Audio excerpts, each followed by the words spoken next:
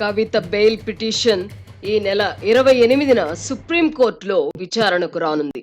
ఆ రోజు కవితకు బెయిల్ లభించవచ్చునని బీఆర్ఎస్ నాయకులు ఆశగా ఉన్నారు. అదే జరిగితే బీజేపీతో తదుపరి చర్చలు ప్రస్తుతానికి ఉండకపోవచ్చు.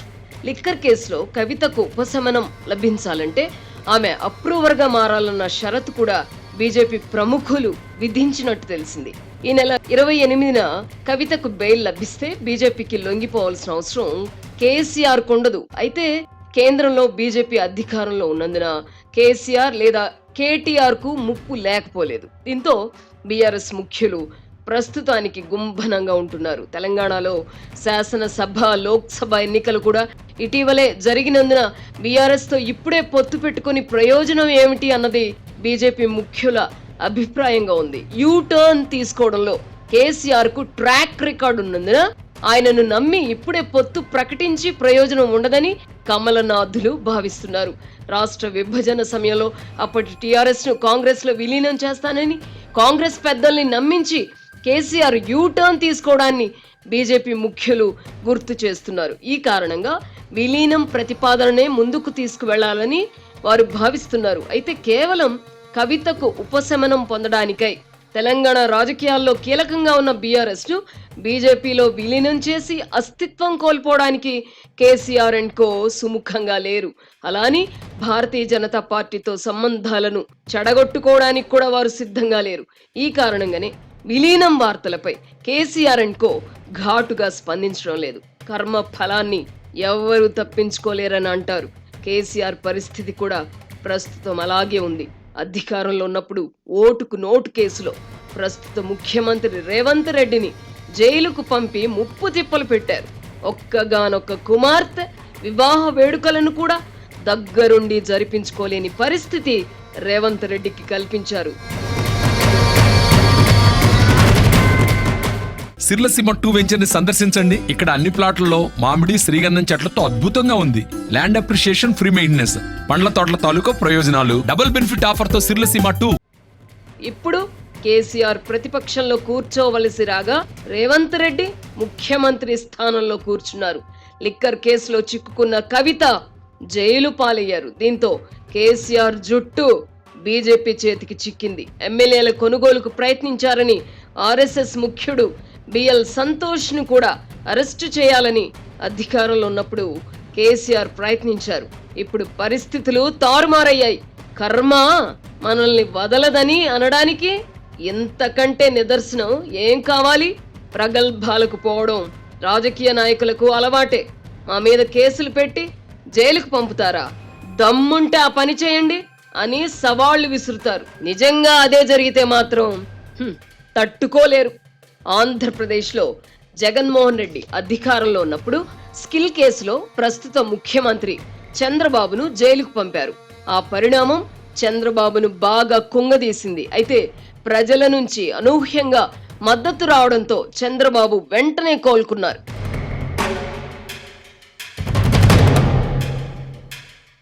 తెలంగాణను కనుసైగలతో పాలించిన కేసీఆర్ ఇప్పుడు తన బిడ్డ జైలులో ఉండడాన్ని జీర్ణించుకోలేకపోతున్నారు. ఈ పరిణామం తనను మానసికంగా కుంగదీస్తోందని ఆయనే చెప్పుకుంటున్నారు. ఈ కారణంగానే తెలంగాణ రాజకీయాలను శాసించాలనుకున్న కేసీఆర్ బీజేపీతో రాజీకి తల వంచాల్సిన పరిస్థితి.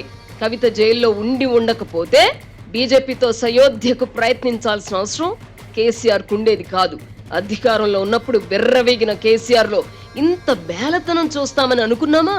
అధికారం అనుభవించడానికి అలవాటు పడిన నాయకులలో పోరాట పటిమ పోతున్నందునే ఈ దుస్థితి. కవితకు ఇవాళ కాకపోతే రేపు బెయిల్ వస్తుంది.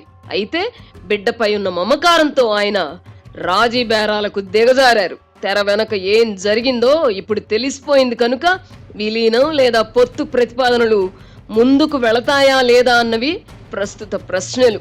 బీఆర్ఎస్ ను విలీనం చేసుకోవడం వరకు బీజేపీ రాష్ట్ర నాయకులకు అభ్యంతరాలు ఉండవు. పొత్తు పెట్టుకోవాలన్న ప్రతిపాదనను మాత్రం వ్యతిరేకిస్తున్నారు. అయితే రాష్ట్ర నాయకులకు కేంద్రంలో పెద్దగా పలుకుబడి లేదు. ప్రధాని మోదీ, హోంమంత్రి అమిత్ షాలను ప్రభావితం చేయగల శక్తి తెలుగునాట బీజేపీ నాయకులు ఎవ్వరికీ లేదు. ఆంధ్రప్రదేశ్లో తెలుగుదేశం పార్టీతో పొత్తు పెట్టుకోవాలని రాష్ట్ర నాయకులు ఎంతమంది వాదించినా పట్టించుకోని బీజేపీ కేంద్ర పెద్దలు చివరికి సొంత సమాచారం ఆధారంగానే పొత్తుకు సుముఖత వ్యక్తం చేశారు. అప్పట్లో పొత్తు కుదర్చడంలో కీలక పాత్ర పోషించిన సదర్ గవర్నర్ వల్లనే ఆంధ్రప్రదేశ్లో బీజేపీకి 6 లోక్సభ స్థానాలు కేటాయించారు. అందులో 3 స్థానాలను ఆ పార్టీ గెలుచుకుంది. తెలంగాణ విషయంలో కూడా బీజేపీ కేంద్ర పెద్దలు ఏమనుకుంటారో అదే జరుగుతుంది. ఈటెల రాజేందర్, బండి సంజయ్ వంటి వారి మాటలను పెద్దగా పట్టించుకోరు. ఈ నేపథ్యంలో బీఆర్ఎస్ భవిష్యత్ ఏమిటి? ప్రచారంలో ఉన్నట్టుగా విలీన ప్రక్రియ పూర్తవుతుందా? పరిస్థితులు అనుకూలంగా మారే వరకు కొంత తలవొగ్గుతూ ఉన్నప్పటికీ ఆ తర్వాత కేసీఆర్ యూటర్న్ తీసుకుంటారా అన్న ప్రశ్నలకు సమాధానం లభించాలంటే వేచి ఉండక తప్పదు. తెర వెనక ఏమి జరుగుతున్నదో తెలుసుకొనికే ముఖ్యమంత్రి రేవంత్ రెడ్డి శుక్రవారం నాడు ఢిల్లీలో తాజా వ్యాఖ్యలు చేశారు. అందులో కొన్ని అతిశయోక్తులు ఉన్నప్పటికీ విలీనం లేదా పొత్తుకు సంబంధించిన చర్చలు జరిగాయి కనుక చివరకు ఏం జరుగుతుందో స్పష్టం కావాలంటే ఇంకొంతకాలం ఆగాల్సిందే. కేంద్ర ప్రభుత్వ సహకారం లేకుండానే కవితకు బెయిల్ లభించిన భారతీయ జనతా పార్టీపై ఇది వరకటిలా కత్తులు దూసే పరిస్థితిలో కేసీఆర్ అండ్ కో ఉండలేరు.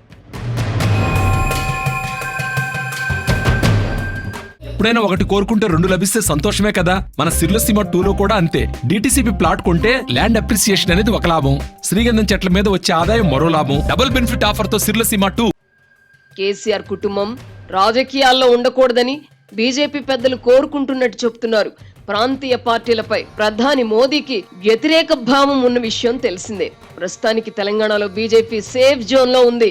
కాంగ్రెస్ రాష్ట్రంలో అధికారంలో ఉండగా బీజేపీ కేంద్రంలో అధికారంలో ఉంది. దీంతో బీఆర్ఎస్ పరిస్థితి చెంపదెబ్బ గోడ దెబ్బ చందంగా ఉంది. రాష్ట్రంలో ముఖ్యమంత్రి రేవంత్ రెడ్డి వేటాడుతున్నారు. కేసీఆర్ అండ్ కో తమ జుట్టును బీజేపీ చేతికి అందించారు. ఈ 2 పార్టీలను ఎదుర్కొంటూ బీఆర్ఎస్ ను బతికించుకోగల స్థితిలో కేసీఆర్ ఉన్నారా? తనలో పోరాట పటిమ సన్నగిల్లిందని గుర్తించి అంగీకరించి తన పార్టీని బీజేపీకి అప్పగించి విశ్రాంతి తీసుకుంటారా? అదే జరిగితే కేటీఆర్, హరీష్ రావుల భవితవ్యం ఏమిటి? వారిద్దరే కాదు, పార్టీని నమ్ముకుని ఉన్న అనేక మంది నాయకులు కూడా ఉన్నారు. వారి పరిస్థితి ఏమిటి? మున్ముందు కేసీఆర్ వేయబోయే అడుగులను బట్టి ఈ ప్రశ్నలకు సమాధానం లభిస్తుంది.